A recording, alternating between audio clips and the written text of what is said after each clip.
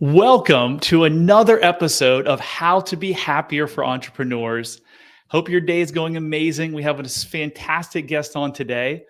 So, Christy, welcome to the How to Be Happier podcast. Hello, hello. Thank you so much for having me today. I'm super excited to be here and just happy to share my experiences with your audience today. Awesome, awesome, awesome. So, as we always do, we just jump right into the meat of the conversation. So, can you share your transition, transformation? I like both words, from being a teacher to becoming an RTT therapist. What were the key moments that prompted you to dramatically change your life and career? Yeah, I love that you start with this because I'm still shifting in my identity right now from being a teacher to a hypnotherapist. And there were a couple key moments.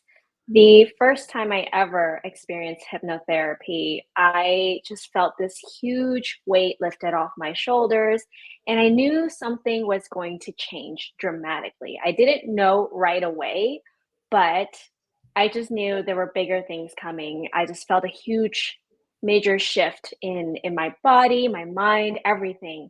And so the second key moment was actually when I discovered that Marissa Peer was coming to LA and I had to go and enroll and experience the live experience with her. And so when I enrolled, the moment I hung up the phone with the gentleman that enrolled me into the program and I made my payment to attend the school and the live event, I sat in my car and just started crying because I knew this was going to be my last year as a school teacher. And as I continued to study in the program, it just had major impact in the way I showed up in the classroom, the way I showed up for my students, the way I thought, the way I operated, everything changed. And I just knew I was moving towards a new career. And it's like when you discover a new understanding, a new wisdom, there's no going back. You can't go back to who you once were or what you were doing before when you know better. And so those were some of the key moments that led me to transitioning from being a school teacher to a hypnotherapist now. So Marissa Peer is the founder, and she runs RTT, which stands for Rapid Transformational Therapy, and it's a combination of cognitive behavioral therapy, CBT, NLP, and hypnosis, of course. So, had you done hypnosis before showing up to the live event? I had not. So I was brand new to hypnotherapy. I was a very naive, excited young school teacher, third year, actually, I want to say fourth year into her teaching career. And when I discovered the subconscious mind and discovered how much of my reality was actually being controlled by my very silly subconscious, I just became so fascinated and I had to attend the event. I had to meet Marissa Peer and I had to just learn more and experience more. So I dove right in.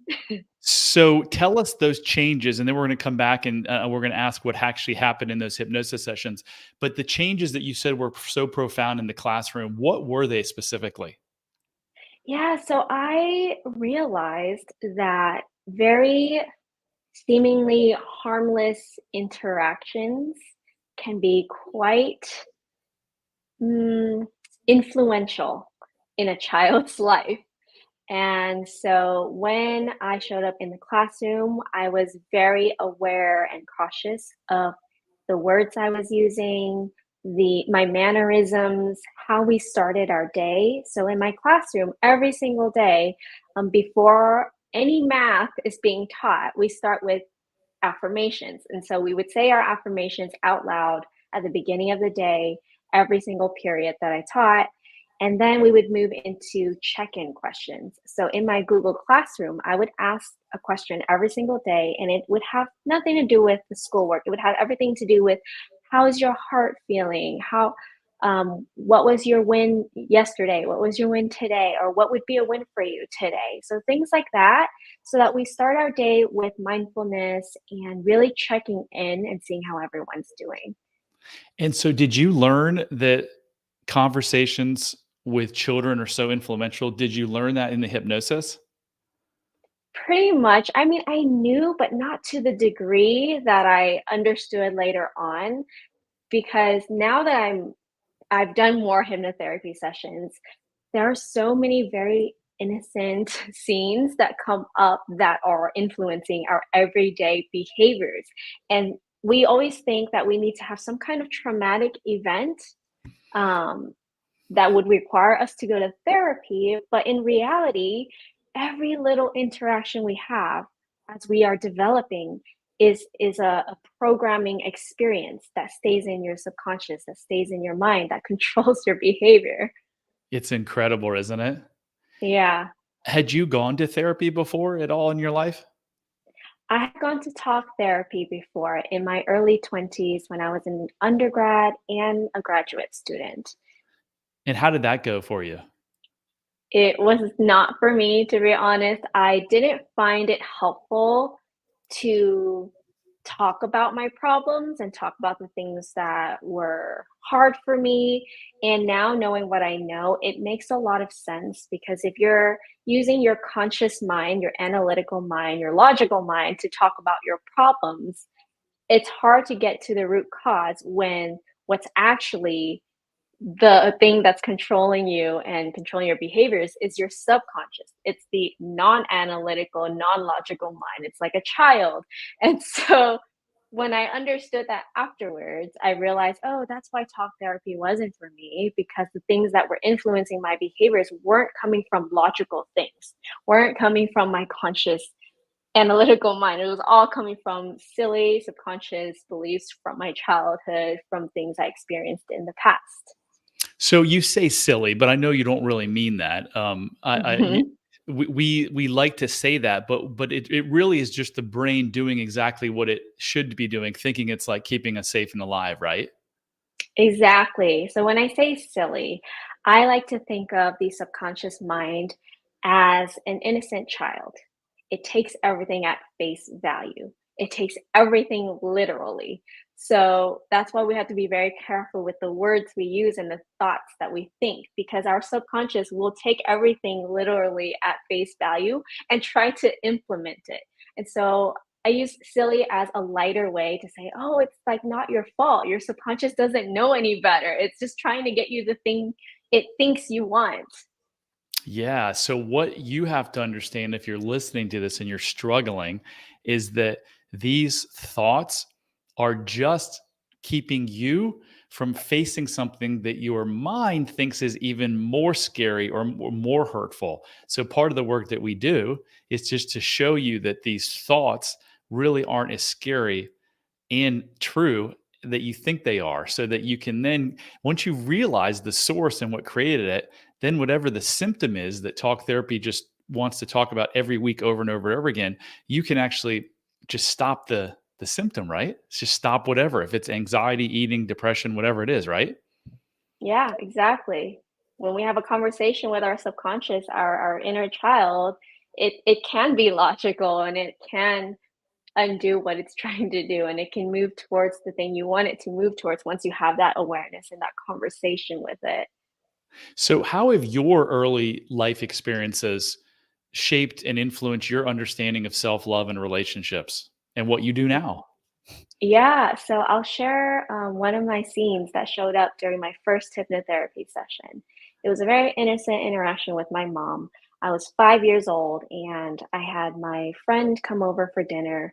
And when I went to the bathroom, my friend, she took some food out of my bowl. And as I came out of the bathroom, my mom pulled me aside and she said, hey, I think you need to make better choices in friends. Your friend just took food out of your bowl while you were gone. And as an innocent 5-year-old child, I took that as at face value and took it as, oh, I don't have good judgment in friends. I can't trust my own judgment anymore. And that actually really manifested itself in all my relationships. After I formed that belief about my own judgment, I had pretty on the surface level relationships with kids at school, my siblings, even with my parents. And that was all my own perception, my own experience. And so when I learned that this innocent interaction with my mom had been impacting, had been influencing my behavior my whole life, I realized that, oh, I don't have to be that 5-year-old child who doesn't trust her own judgment anymore. I can go out into the world and nurture deep, meaningful relationships. And so I just started putting myself out there. I took immediate action and started going to events, making new friends, even nurturing and healing the relationship I had with all my siblings and my parents and everyone else in my life where I felt like was only on the surface level relationships. Now I have much more meaningful, deeper connections, and nothing had to change about the other people in my life. It just, all I needed to change was how I felt inside and how I related to and connected to other people. Interesting. So your intimate relationships prior to your work, where did you find the struggles? Mm, I struggled a lot with romantic relationships in my past, and I didn't know I had a pattern. I had a pattern of being with someone that I could take care of. I always took on this caretaker role, and I understood later on through hypnotherapy that this comes from past subconscious wounds and that there was something within me that needed to be taken care of in order for me to allow someone else to also care for me. Interesting. So can you go back to your childhood and think of why you were playing, or were you playing that care role, and why did you have to play that care role? I think about actually when I was a little bit older, in high school. It was the first time I witnessed my father cry. And when I witnessed this, it just so happened that I made a poor choice the day before. And I related my behavior, or I made my behavior the cause of his tears. That was the connection I made, even though it wasn't true. Wasn't true, but that was the connection that I made and the belief that I formed at the time. And because I watched my father cry and I made it my fault, I went out into other romantic relationships thinking that I had to make things better for hurt men, men who were crying, men who were hurt, men who had things they had not worked through yet.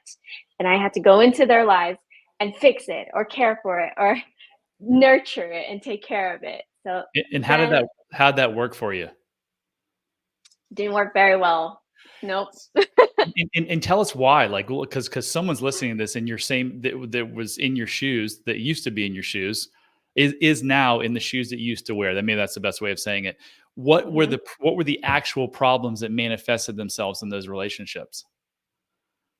I think the actual problems were me just not understanding myself and understanding where this pattern and this behavior comes from. Because even though my logical mind, my conscious mind would observe my own behaviors and observe my own relationships and see the red flags and see that, oh, this relationship is not for me. This is not it. I don't want to be the caretaker all the time, but I keep doing it.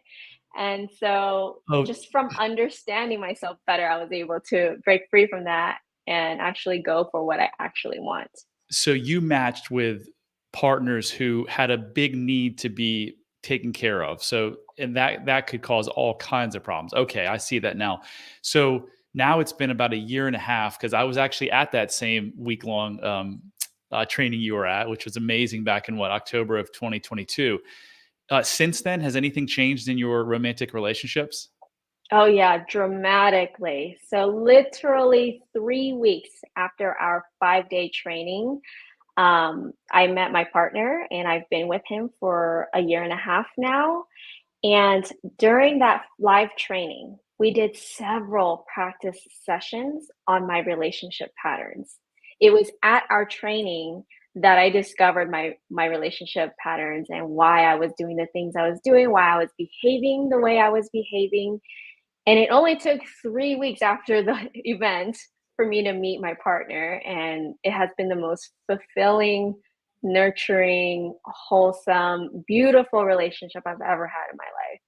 And tell us why. Like, what changed so much between finding these men who absolutely needed to be cared for and finding this new person? What changed, and then how is the actual relationship different from your prior ones?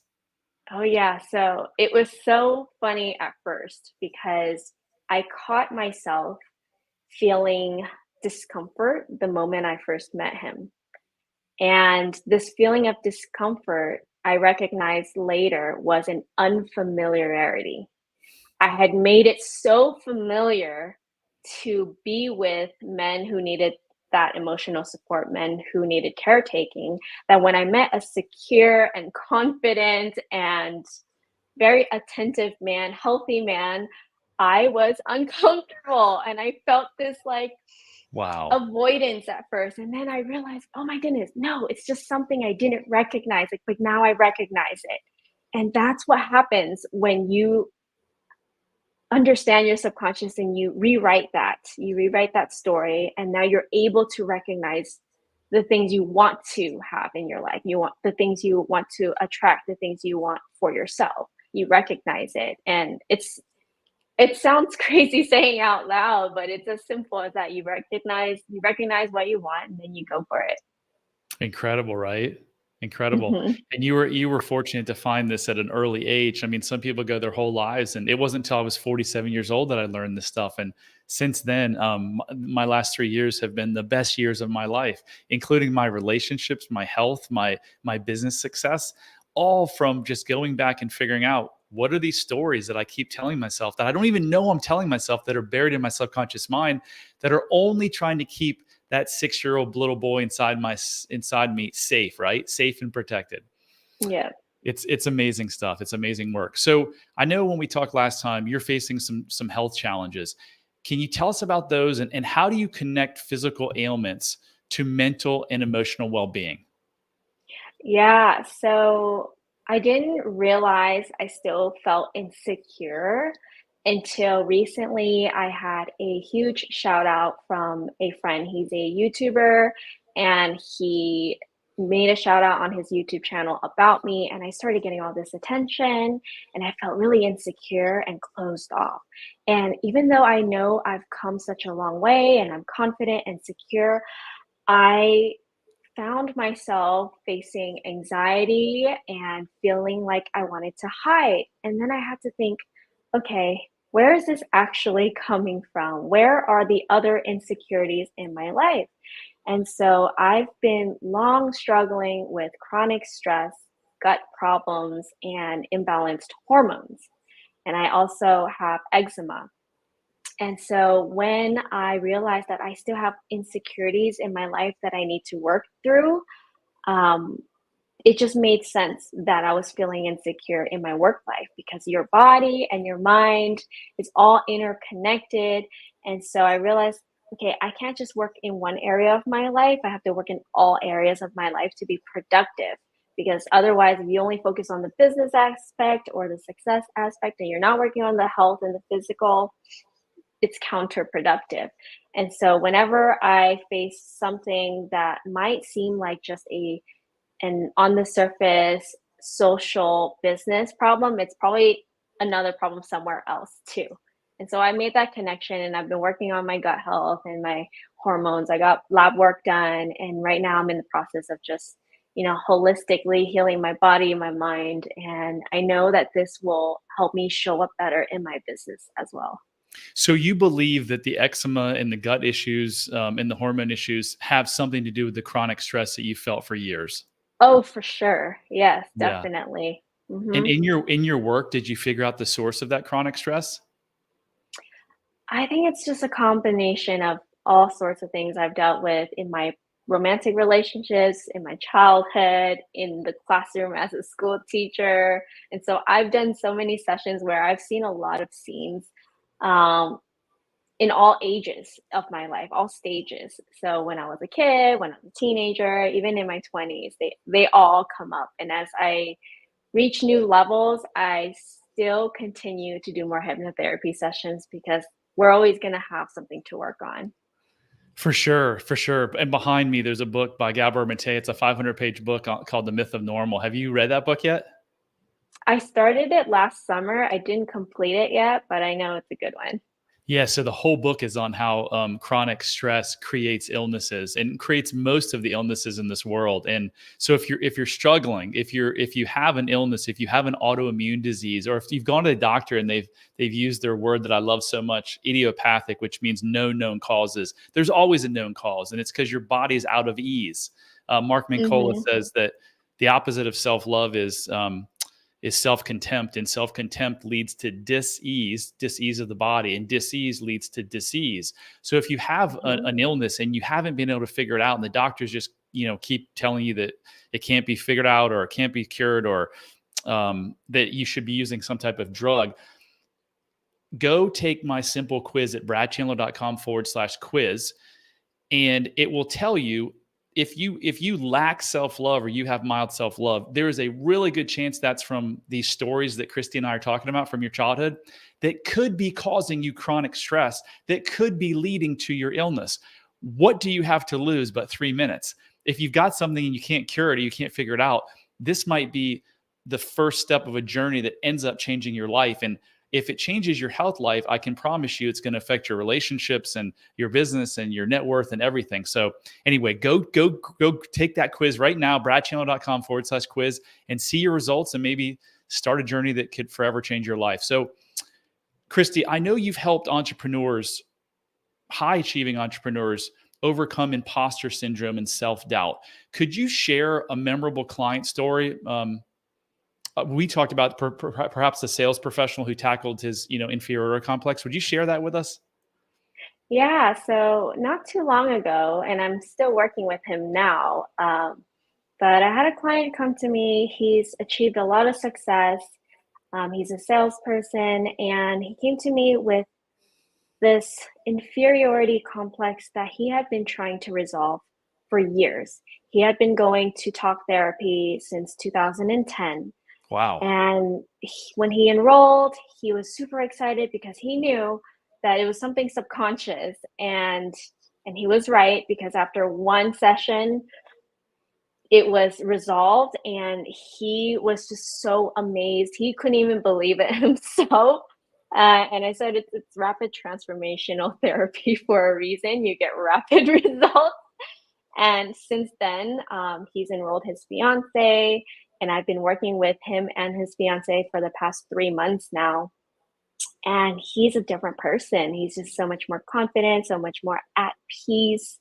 And, you become a lot more compassionate when you understand that a lot of the things that are controlling you is is something really hard to resolve if you don't have the right tools and the right guidance. And so he's able to be more forgiving, more compassionate with his healing journey, because he realized, oh, he had been doing all the work and he didn't make progress because it's very hard to find the root cause unless you have the right guidance, the right tools. And so he's been so happy working with me. I'm really happy working with him and his family, and things are looking really good.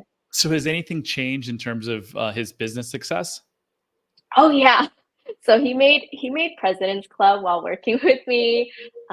He just is a lot more confident in his sales calls, and just his relationship has improved. For the first time in during New Year's, he said he sat down with his fiance, and they sat down with their goals and vision boarded and talked about what they wanted, and they're working as a team, and they're both uncovering things in their subconscious that's influencing their behaviors. So it becomes a very powerful tool when you're working with both partners in a Yes. team. Yeah.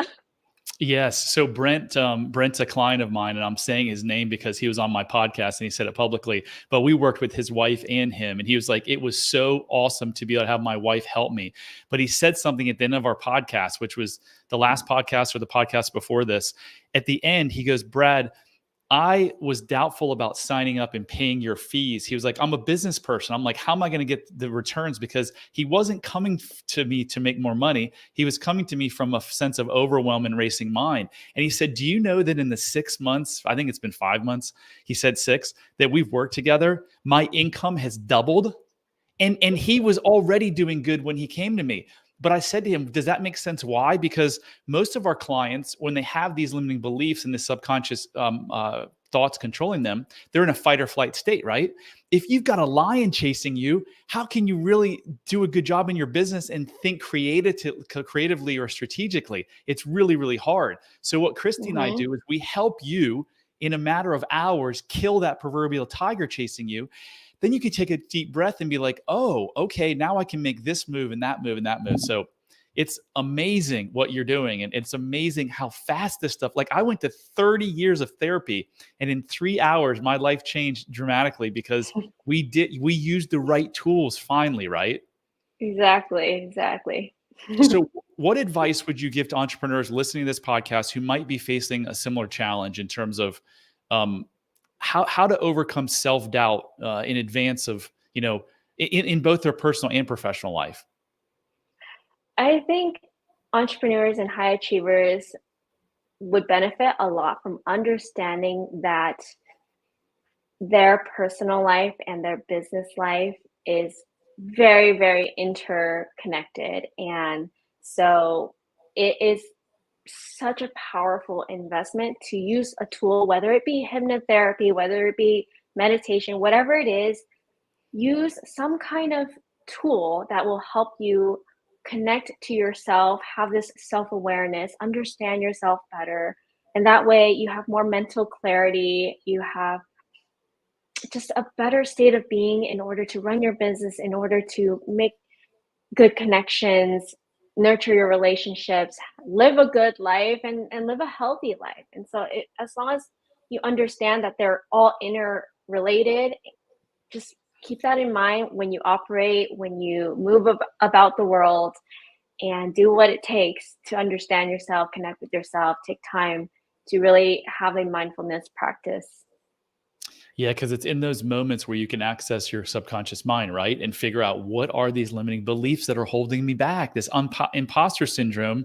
What's the cause of it? Because you weren't born with it. I promise you. Whatever you're Mhm, struggling with right now or suffering from, it's not your fault. It's just your mhm, brain's your brain is doing exactly what it thinks it should do to keep you mhm. safe and protected. And all you have to say is, no, no, no, no, subconscious mind, thank you for protecting me all these years, but I don't need you anymore. You can go bye-bye now. Exactly. Yeah, another thing I wanna add is get help. Like, we're not meant to do things alone. Find someone that knows what they're doing and get to your goal 10 times faster. Resolve your problems a lot easier, get the help. Like, we're meant to live in community, we're meant to help each other, we're meant to build each other up. So don't hesitate to reach out and, yeah, get the help that you need and get the support because we're meant to live in community. Awesome stuff. So, Christy, in closing, I understand you have a new book. Yes, I do. And it shares my journey of hypnotherapy and my transition from being a teacher to a hypnotherapist. And there's a lot of reflection questions in there. So it is the new year. And if you haven't done your reflections for the new year yet, it's a great tool, great guide to reflect. Where can people find the book and where can people find you? Yeah, so the book is called All My Love by Christine Wynn, and then you can find it on Amazon. It's available on Kindle and paperback. And if you'd like to reach out to me, you can find me at www.christy-wynn.com. Okay, you want to spell your last name? Yes, Nguyen. Awesome. So, Christy, what do you think would be really important? The last little nugget you can throw out to our listeners. What would be really important for someone to know that we just haven't said? Ooh, I want to read one rule of the mind that resonates with me right now. So I'm going to go ahead and read this to our audience, okay? Once an idea has been accepted by the subconscious mind, it remains there until it's replaced by a new one. And That's tell the us, one like, that stands out. yeah. So what does that mean for someone that's listening to this? What could that belief or thought be? Yeah, so going back full circle to my 5-year-old self, I believe that I made poor judgment, and that stayed with me my whole life until I replaced it. And so when you're feeling stuck or you have a roadblock and you're not sure where it's coming from, it's probably a subconscious belief that had been installed years and years ago. that was never replaced by a new empowering thought or belief. So if you need a software update for your mind, it's time to find someone to help you with that. And up until 20 years ago, they thought science for 100 years thought that once those beliefs were formed, they were stuck forever. And now with the new science, it's new science, but some people like Ayurvedic that's been around for thousands of years has been saying it's just no one would listen to them until science spent hundreds of millions of dollars. But now they've proven that those thoughts aren't stuck forever and that you can replace them through the work that we do. So it's amazing. My belief for years was I was not enough, and it ruled my life. It impacted every single area of my life in a negative way. There were some benefits. It drove me because I had to prove my worth. So I made a bunch of money, also lost a bunch of money trying to prove my worth. So yeah, fantastic stuff. Christy, thank you so much for coming on the show. Thank you so much for having me. I was so happy to be here, and I'm so excited for everyone listening to get the help that they need and find resources that are going to help them upgrade and update their mental software. So I'm on a mission to help 1 million people find freedom from the suffering and live a life of freedom and happiness and joy that they deserve. So I need your help. So if you like this show, please share it, please rate it, please review it, whatever you can do to help me spread this message. I would greatly appreciate it. That concludes another episode of How to Be Happier for Entrepreneurs. And remember, love heals all.